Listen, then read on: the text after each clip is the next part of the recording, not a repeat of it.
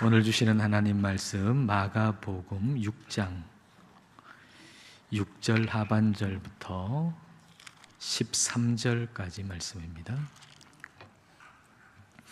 한 절씩 교독하겠습니다. 이에 모든 촌에 두루 다니시며 가르치시더라.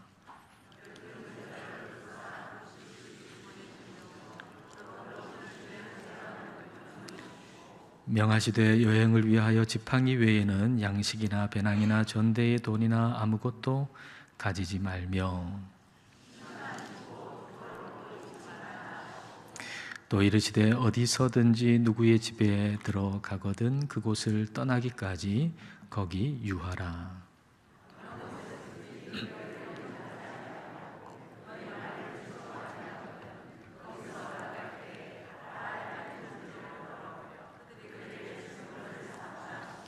제자들이 나가서 회개하라 전파하고 많은 귀신을 쫓아내며 많은 병자에게 기름을 발라 고치더라. 아멘. 교회를 뜻하는 헬라어 에클레시아는 불러 모은다라고 하는 뜻입니다. 그러니까 교회는 하나님께서 부르신 사람들입니다. 여러분은 하나님께서 부르신 사람들입니다. 하나님의 부르심을 받은 사람은 또한 하나님의 보내심을 받은 사람이기도 합니다. 자, 오늘 보면 7절 말씀 보십시오. 12 제자를 부르사 둘씩 둘씩 보내시며 더러운 귀신을 제어하는 권능을 주시고, 예수님께서 제자들을 부르셨죠. 그리고 그들에게 권능을 주셔서 보내셨습니다. 둘씩 둘씩 보내셨습니다. 두 사람이 한 팀이 되어서 나갈 때 가장 중요한 것은 부르신 분이 보내는 곳으로 가야 한다는 것입니다. 두 사람의 제자든지 아니면 두 사람의 성도든지 아니면 부부든지 두 사람의 의견이 맞지 않아서 내가 가고 싶은 곳하고 저 사람이 가고 싶은 곳이 의견이 충돌이 된다면 예수 그리스도의 복음을 증거하기도 전에 의견 충돌로 인해서 주저앉고 말 것입니다. 가서 전해야 되는데 이 두 사람이 가고 싶은 곳이 서로 달라가지고 갈등만 하다가 결국 주저앉고 말게 될 것입니다. 나를 부르신 주님께서 보내신 곳으로 가야 합니다. 이곳은 너무 수준이 높아가지고 내가 너무 부담돼서 못 가겠고, 저곳은 너무 수준이 낮아가지고 내가 가고 싶지 않고, 그런 것은 없다는 얘기입니다. 어디든지 주님께서 보내시는 곳으로 가야 합니다. 이게 부르심을 받은 사람들이죠. 부름받아 나선 이 몸 어디든지 가오리다 라고 하는 이 찬송의 가사처럼 어디든지 우리를 부르신 분이 보내시는 곳으로 우리는 가야 합니다. 지난 주간에 이 찬송의 가사를 많이 생각했는데요, 이 가사를 생각하면서 그래, 부르심 받은 사람은 우리를 부르신 분이 어디로 가라고 하든지 가라고 하시는 곳으로 가야 한다라고 하는 생각, 그것은 다소 엉뚱한 일 때문에 그 생각이 떠올랐습니다. 성경에도 보면요, 하나님이 워드 플레이를 하세요. 언어 유희라고 그러죠. 워드 플레이. 그러니까 하나님은 참 유머러스 하신 분이에요. 참 심각하고 중요한 것을 얘기하시는데 인상 쓰고 심각하게 얘기하시기보다는 굉장히 유머러스하게 말씀하실 때가 있어요. 하나님이 예레미야한테 너 뭘 보냐 이렇게 얘기하니까 예레미야가 제가 쇼헤드를 봅니다 이렇게 얘기를 합니다. 쇼헤드라고 하는 것은 아몬드 나무를 뜻하는 히브리어입니다. 우리 번역에는 살구나무라고 되어 있는데 하나님이 예레미야한테 너 뭘 보냐 그러니까 예레미야가 제가 쇼헤드를 봅니다. 그러니까 하나님께서 하시는 말이 내가 샤케드하고 있다 그렇게 말씀하시는 거예요. 쇼헤드하고 샤케드는 발음이 비슷할 뿐 뭐 상관없는 단어예요. 샤케드라고 하는 것은 지켜본다는 것이거든요. 그러니까 하나님께서 하나님이 하신 그 말씀이 이루어지는지를 지켜본다는 것입니다. 다시 말하면 하나님께서 주시는 그 말씀을 반드시 이루시겠다라는 말씀이죠. 근데 이제 그런 내용을 이제 예레미야한테 내가 너한테 주는 이 말씀, 하나님의 말씀 반드시 이루어진다라고 하는 그 이야기를 하시기 위해서 샤케드라고 하는 이 워드 플레이를 하신 거죠. 그러니까 하나님이 상당히 좀 유머러스 하신 분입니다. 그리고 오늘날도 우리 하나님은 그렇게 말씀하시기도 한다고 저는 믿습니다. 우리 하나님께서 아주 심각하고 중요한 얘기인데 유머러스하게 그렇게 말씀하시기도 하시는 거죠. 지난 주일에 우리 장로님 한 분이 이제 새로운 일을 시작하게 되셨어요. 그래서 원래 하시던 일 은퇴하시고 이제 준비하셔서 이제 새로운 일을 하게 되셔서 감사하는 마음으로 당회원들에게 식사를 대접을 했습니다. 식사하러 이제 식당에 갔더니만 가오리찜이 나온 거예요. 근데 그동안에 가오리 요리는 먹어본 기억이 별로 없어요. 그렇게 이제 식사를 하고 나서 이제 집으로 돌아왔습니다. 그리고 이런저런 생각하다가 우리는 얼마나 우리가 원하는 대로만 하려고 하는가. 하나님의 부르심을 받은 사람들인데, 그리스도인들인데 우리는 얼마나 내가 가고 싶은 대로만 가려고 그러고 내가 하고 싶은 것만 하려고 그러고 얼마나 우리는 그런 모습을 가지고 있는가, 이런 생각을 하는데 갑자기 좀 전에 먹은 가오리가 생각이 나면서 부름받아 나선 이 몸 어디든지 가오리다, 이 가사가 딱 마음속에 이제 박히는 거예요. 마치 뭐 이런 것 같은 거죠. 하나님께서 저에게 오늘 너 뭐 먹었냐? 예, 가오리 먹었습니다. 그러니까 하나님께서 그래, 부름받아 나선 이 몸 어디든지 가오리다, 그 자세로 그 마음으로 일평생 살아라, 그렇게 말씀하시는 것 같더라고요. 그날 저만 가오리를 먹은 것이 아닙니다. 우리 목사님들 다 가오리 먹었습니다. 우리 목사님들 축복합니다. 주님의 부르심을 받았으니 주님께서 가라고 하시는 곳이 어디든지 순종하고 감사함으로 기쁨으로 가시기를 축복합니다. 물론 목사님들만 하나님의 부르심을 받고 보내심을 받았다는 얘기는 아닙니다. 그리고 주님께서 보내시는 곳으로 간다라고 하는 것이 여기를 떠나가지고 아주 멀리 어디를 간다는 것만 생각할 필요도 없습니다. 여러분 모두가 다 하나님의 부르심을 받았고 보내심을 받은 사람들입니다.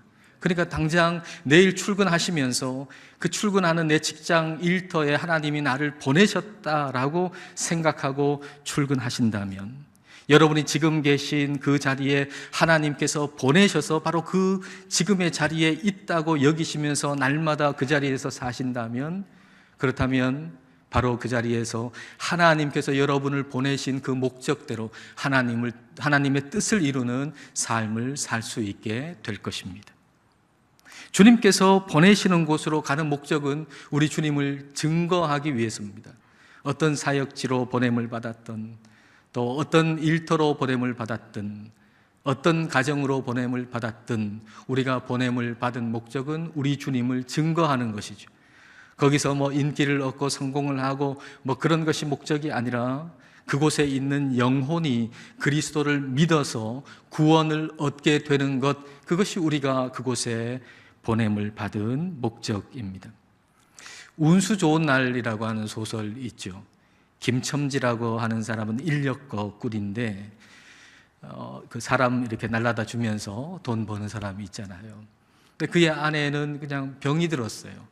또 어느 날 나가려고 그러니까 그의 아내가 오늘 나가지 말라고 아주 애원을 하는 겁니다. 그냥 뿌리치고 나갔죠. 근데 그날은 너무 운수가 좋은 거예요. 손님들이 끊이질 않는 거예요. 돈을 많이 벌었어요. 그러면서도 아침에 아내가 오늘 좀 나가지 말라고 애원했던 그 모습이 자꾸 생각이 납니다. 그럼에도 불구하고 손님이 끊이질 않으니까, 돈이 너무 잘 벌리니까 너무 신이 나가지고 일을 했어요. 돈을 많이 벌었어요. 그리고 집에 오는 길에 친구를 만나가지고 술도 한잔 했어요. 그리고 아내가 좋아하는 설렁탕 하나 사가지고 집에 들어왔는데 집에서 발견하게 된 것은 죽은 아내와 그 곁에서 울고 있는 어린 아들이었습니다. 뭐가 운이 좋은 것일까요? 돈이 많이 벌리고 내가 뜻하는 대로 인생이 풀렸다 할지라도 내가 보냄을 받은 가정의 영혼이 시름시름 앓다가 죽으면 무슨 의미가 있겠습니까? 영혼을 돌봐야 됩니다.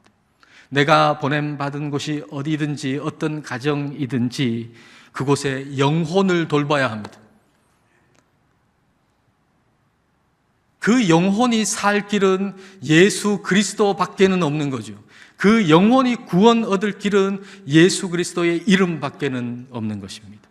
그러므로 부르심을 받고 보내심을 받은 우리에게 가장 중요한 것은 예수 그리스도 밖에는 없는 거예요. 예수 그리스도를 의지하는 것, 그분만 섬기는 것, 그것이야말로 보냄받은 우리에게 가장 중요한 것이지요. 자, 8절과 9절 말씀 다 같이 읽겠습니다. 명하시되 여행을 위하여 지팡이 외에는 양식이나 빼낭이나 전대의 돈이나 아무것도 가지지 말며 신만 신고 두 벌 옷도 입지 말라 하시고, 여행을 위해서 지팡이 외에는 아무것도 가지고 가지 말라. 신을 신고 옷을 입되 여분의 것을 가지고 가지 말라. 이거 쓰고 나면 또 필요할 텐데 그 여분의 것을 가지고 가지 말라는 거예요. 우리가 여행 가기 위해서 가방을 싸다 보면은 이것도 필요하고 저것도 필요하고 그렇게 가방 싸다 보면은 이삿짐이 되잖아요. 그렇게 하지 말라는 거예요. 너를 보내시는 분이 보내는 거기에 필요한 걸 다 준비해 놨으니까 지금 이것저것 챙기느라 마음을 분산시키거나 그렇게 하지 말고 빨리 가라. 지금 긴급한 것은 거기에 가서 복음 전하는 거다. 복음 전하는 것이야말로 지금 빨리 급한 일이다. 그러니까 다른 데 마음 뺏기지 말고 거기 다 준비해 놨음을 믿고 빨리 거기 가라 라고 하시는 말씀이죠. 복음을 전하는 그 핵심 외에는 다른 것으로는 복잡해지지 말아라, 그 얘기입니다. 다른 거로 복잡하지 말아라. 10절 말씀 보십시오. 또 이르시되 어디서든지 누구의 집에 들어가거든 그곳을 떠나기까지 거기 유하라. 보내시는 이제 동로에 가잖아요. 거기서 복음을 전할 때 한 며칠 전하는데 그러면은 어느 집에 머물러야 하지 않겠습니까? 근데 처음에 가서 머무르는 그 집에, 그 동네에 나올 때까지 그 집에 계속 머물러라, 그런 얘기입니다. 이것은 한 두 가지 정도 의미를 생각해 볼 수 있는데, 하나는 어느 집에 머무를 것인가 라고 하는 문제로 인해서 본질적인 일을 그르치지 말라, 그런 얘기입니다. 본질적인 일은 복음 전하는 것인데 어느 집에 머무를 것인가 하는 그것 때문에 그것 때문에 복잡해져서 본질적인 걸 그르치지 말라는 거예요. 어느 집이 더 편한가? 어느 집에 가면은 나를 더 잘 대우해 줄 것인가? 그렇게 생각하면서 여기 하룻밤 머물다가 저 집이 더 잘 해줄 것 같아요. 저 집으로 가고, 저 집에 있다 보니까 또 다른 집이 괜찮을 것 같아요.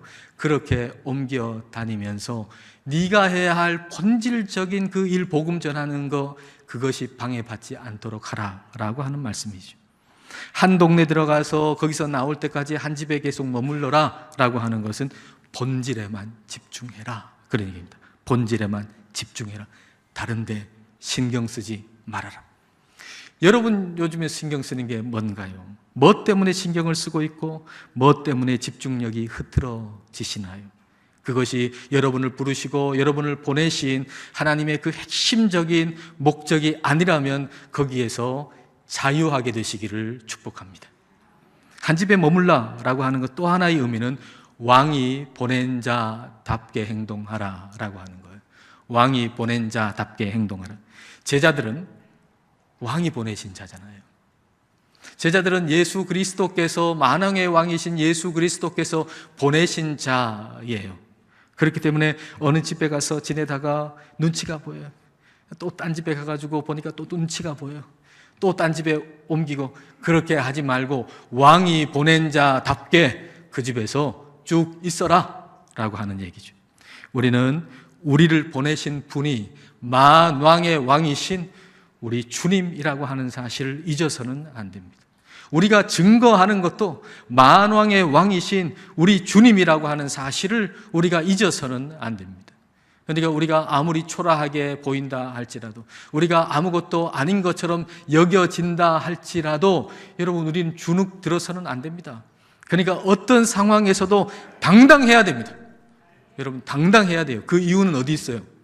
내 직업에 있는 것도 아니고 내가 가진 소유에 있는 것도 아니고 나를 부르시고 나를 보내신 분이 만왕의 왕이신 우리 하나님이라는 데 이유가 있는 것입니다.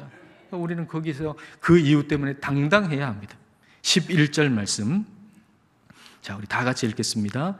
어느 곳에서든지 너희를 영접하지 아니하고 너희 말을 듣지도 아니하거든 거기서 나갈 때에 발 아래 먼지를 떨어버려 그들에게 증거를 삼으라 하시니, 복음을 받아들이지 않고 거절하면 그 동네 나오면서 발에 묻은 그 동네의 흙을 떨어버려라 라고 하는 거죠. 그 당시 유대인들은 유대인이 아닌 이방인 지역을 이렇게 지나가서 이 이방인 땅에 묻은 발에 흙이 있지 않겠습니까? 거기 나올 때 그 흙을 발에서 떨어버린 거죠. 그런 것처럼 제자들이 복음을 어떤 동네에, 지금 유대인 동네에 복음을 전하는 겁니다. 유대인 동네에 복음을 전하다가 거기서 거절해요, 그 복음을. 그러면 그 동네에서 나오면서 발에 있는 먼지를 떨어버려라. 다시 말하면 그 행동을 통해서 경고하는 거죠. 너희들이 지금 유대인이지만, 하나님을 지금 믿는다고 하지만 너희의 영적 실상은 이방인과 다를 바 없다라고 하는 사실을 경고하는 것이죠. 그들이 돌이켜야만 할 사람이라고 하는 걸 경고하는 것이죠. 이것은 복음을 거절하는 이들로 인해서 복음의 존귀함과 복음의 값어치가 결코 떨어지지 않는다는 걸 말씀해 주시는 것이기도 합니다. 그러니까 복음을 증거하는 사람은 싸구려 물건 파는 사람처럼 해서는 안 된다는 거예요. 아주 헐값의 물건을 파는데 안 사니까 더 값을 깎아줘가지고 안 그래도 헐값인데 더 헐값으로 파는 그런 사람처럼 하지 말라는 거예요. 우리가 복음을 증거하는데 이 복음이 무슨 헐값인 것처럼 그런 마음으로 전하지 말라는 거죠. 우리가 가진 이 복음, 우리가 증거하는 이 예수 그리스도의 복음은 너무나도 값진 것이고 사람들의 반응에 따라서 값어치가 달라지는 게 아니에요. 사람들이 좋아하면 값이 올라가고 사람들이 싫어하면 값이 내려가고 아니에요. 우리 예수 그리스도의 복음의 가치는 사람들의 반응에 있지 않아요. 그리고 복음을 증거하는 사람의 가치도 누가 그걸 거절한다고 해가지고 그 사람의 가치도 떨어지지 않아요. 여러분이 복음을 증거하다가 거절을 당할 때 여러분의 가치는 조금 더 떨어지지 않습니다. 예수님은 고향 사람들을 가르쳤는데 배척당했잖아요. 예수님께서 거절을 당하셨을 때 예수님께서 자기 자신을 비하하지 않으셨어요. 가르치는 그것이 아무 의미도 없다고, 가치도 없다고 생각한 것이 아니에요. 사람들이 이 가르침을 받아들이지 않으니까 이 가르침은 별 가치가 없는가 보다, 그렇게 생각하시지 않으셨다는 것입니다.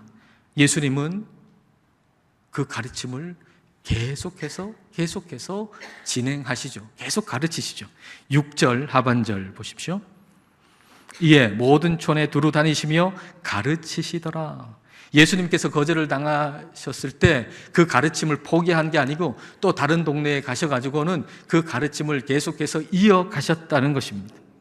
아마 그 고향 동네에 나오시면서 발에 먼지를 떨어버리셨을지도 모르죠. 근데 그것은 자신을 거절한 사람을 거절하거나 포기했다는 얘기가 결코 아닙니다. 여러분, 우리는 그렇잖아요. 우리는 누가 나를 거절하면 나도 그 사람을 거절하고 싶죠. 누가 나를 배척하면 나도 그 사람을 배척하지요. 그러면서 하는 일이 뭡니까?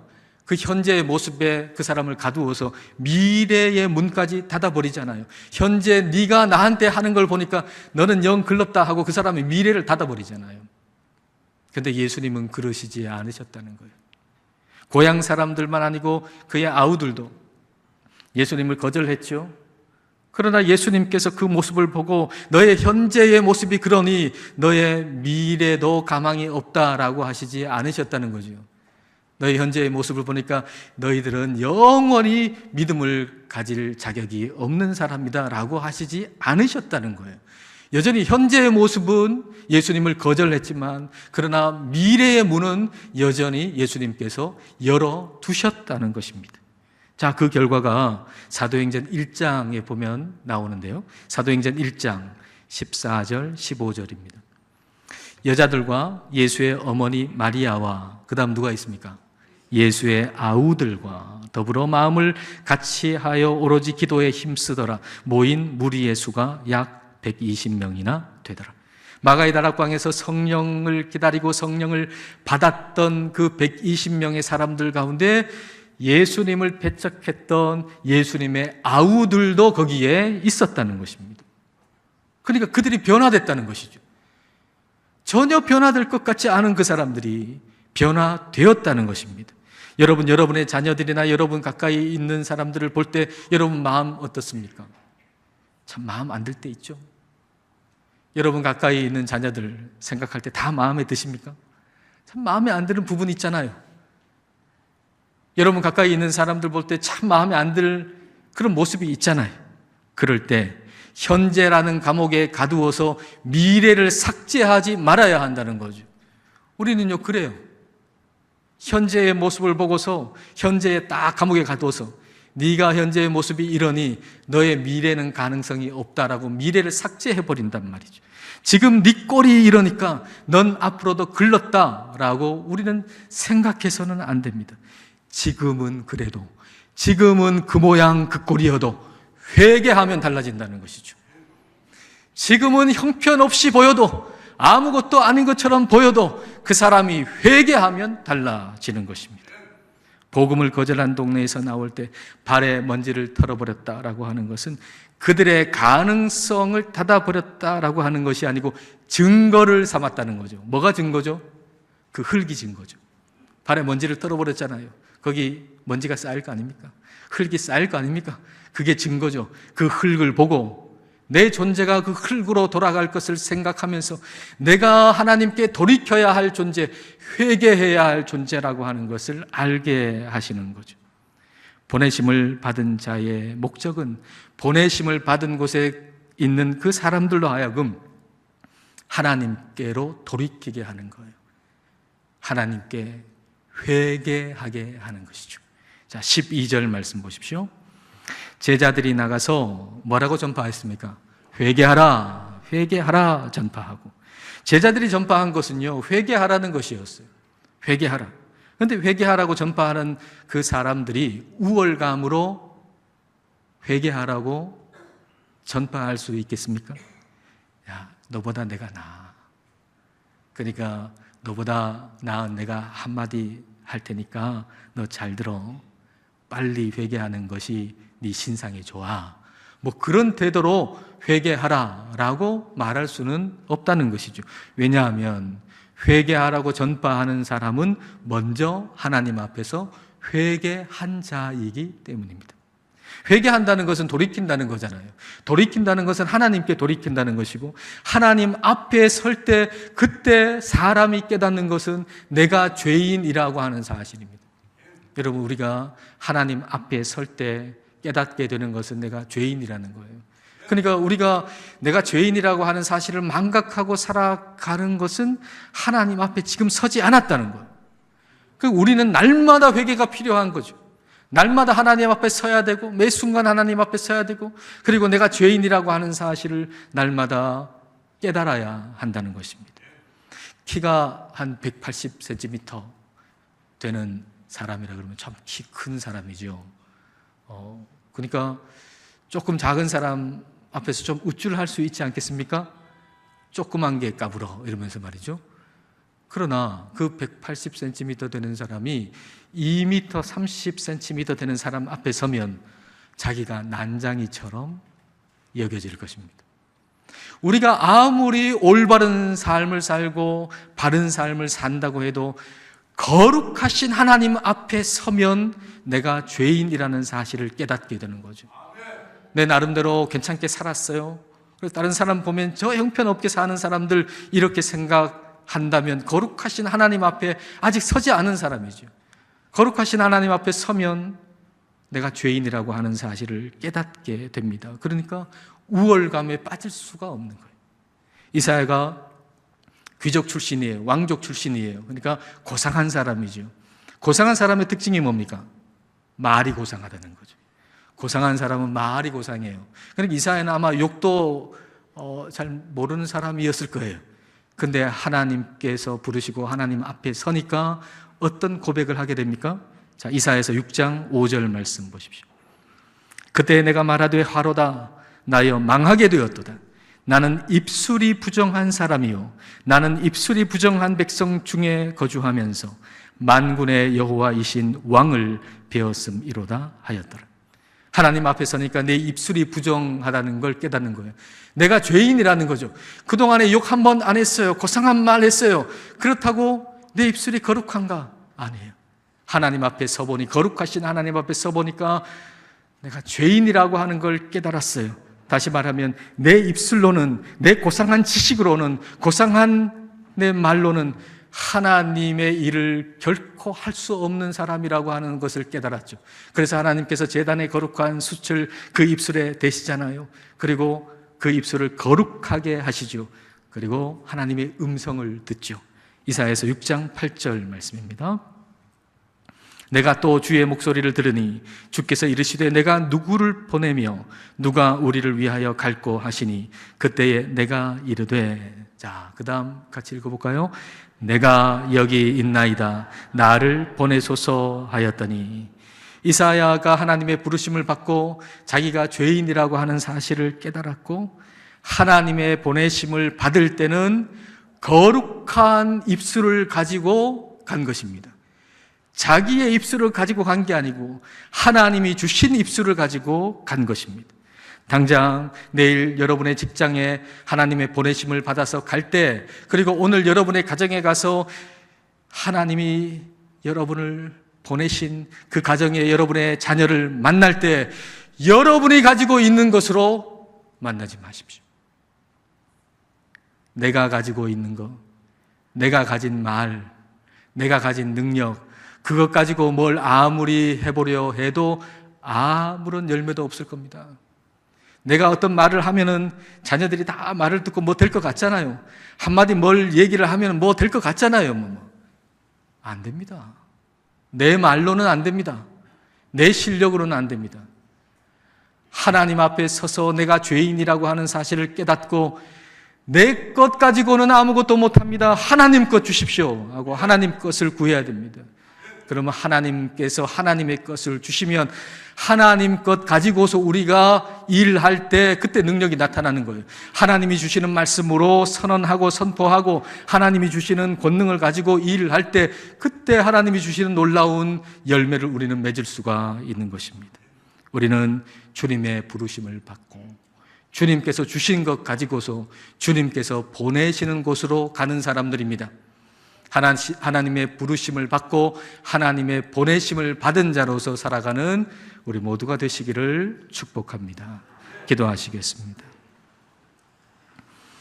이 시간 우리 기도하실 때 우리가 하나님의 부르심을 받은 자이고 또 하나님의 보내심을 받은 자임을 기억하면서 기도하십시다.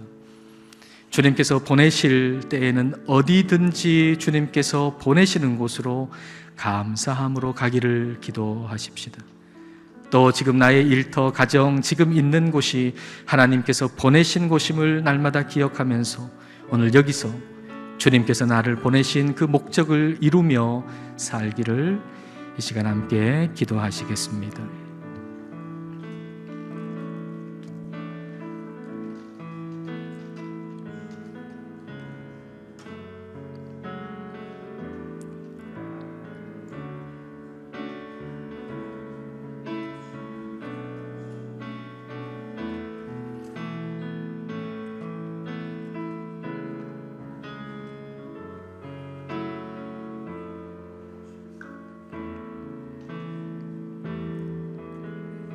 우리를 택하시고 불러주신 하나님 아버지, 우리의 자격이 아닌 그리스도의 십자가의 은혜로 우리를 불러주신 것을 감사드립니다. 불러주신 은혜를 받은 우리들 이것만 부름받은 자로서 보냄받았다는 것을 잊고 보내신 분의 뜻보다 내 뜻을 고집하며 살곤 합니다. 성령님, 우리들 안에 충만하게 역사하시고 우리를 다스려 주옵소서. 그리하여 우리가 부르심을 받고 보내심을 받은 자임을 기억하며 살게 하옵소서. 어디든지 주님께서 보내시는 곳으로 가게 하옵소서. 또한 지금 있는 일터나 가정이 주님께서 보내신 곳임을 기억하고 보내신 목적이 주님을 증거하는 것임을 알고 받은 곳의 영혼을 돌보게 하옵소서. 우리를 보내신 곳에 있는 영혼이 그리스도의 복음으로 구원을 얻게 하옵소서. 주님의 부르심을 받은 자로서 내 것이 아닌 주님께서 주신 것을 가지고 주님께서 보내신 곳에서 주님의 뜻을 이루게 하옵소서. 예수님 이름으로 기도드립니다. 아멘.